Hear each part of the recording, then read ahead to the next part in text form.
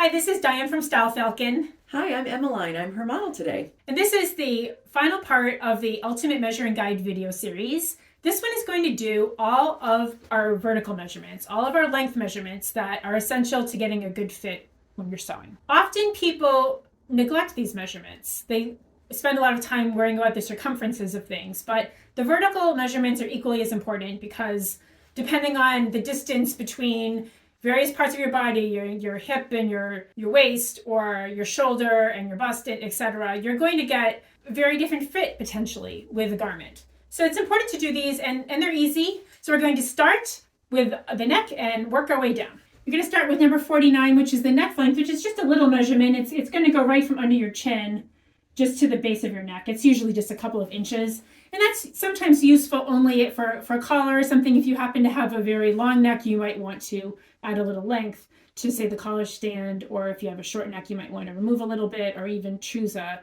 style that doesn't have a collar stand.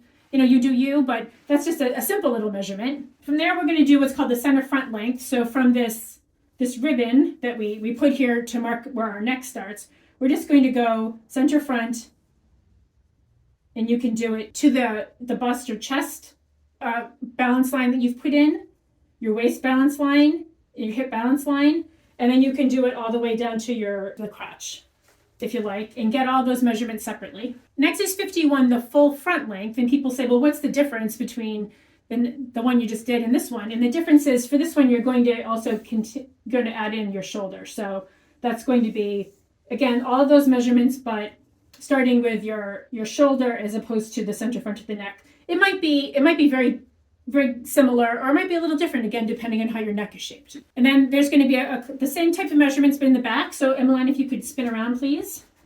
Thank you. The center back length is going to come from the nape of your neck, which is the very top of your neck, again, all the way down, like we just did.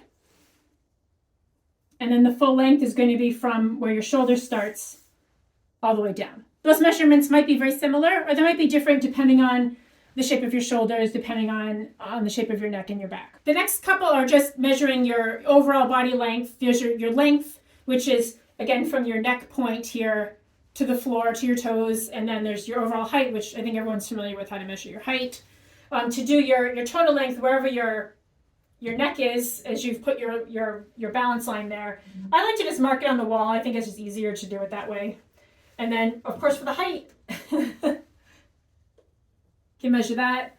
And then I like to take a rigid tape measure like this. Is a little easier to measure those things. And you can mark those down.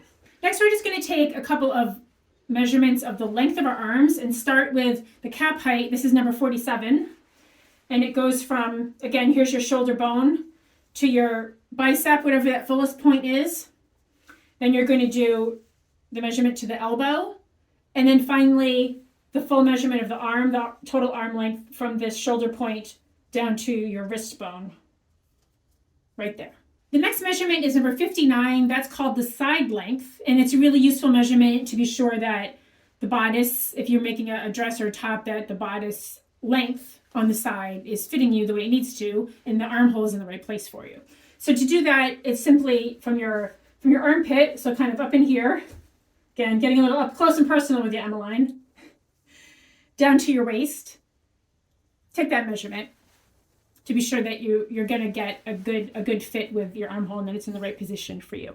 Next, we're going to just take a couple of length measurements for a waist down. So we'll start with from the waist to the knee. So from your waist to your knee, and that's just where your kneecap is. That's your knee, right? And then we want to take one from the knee to the ankle. And the ankle is just where your ankle bone is. So take those two measurements.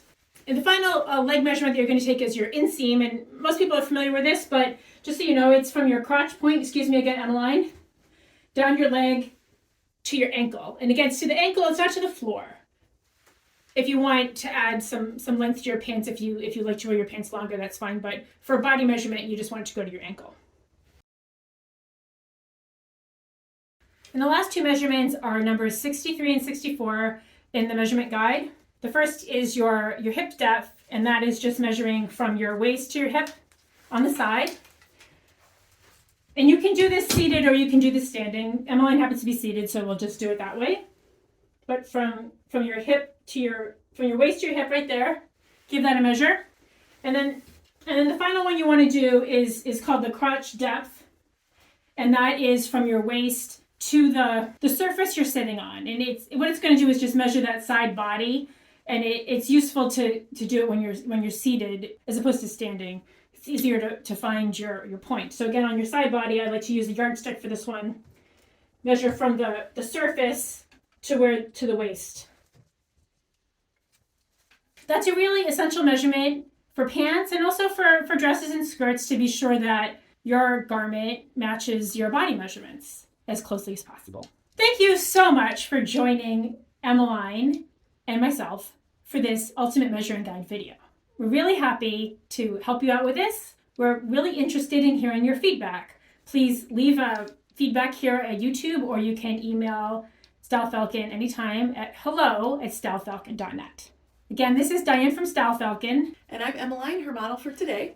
Thanks so much for watching. Take care. Bye.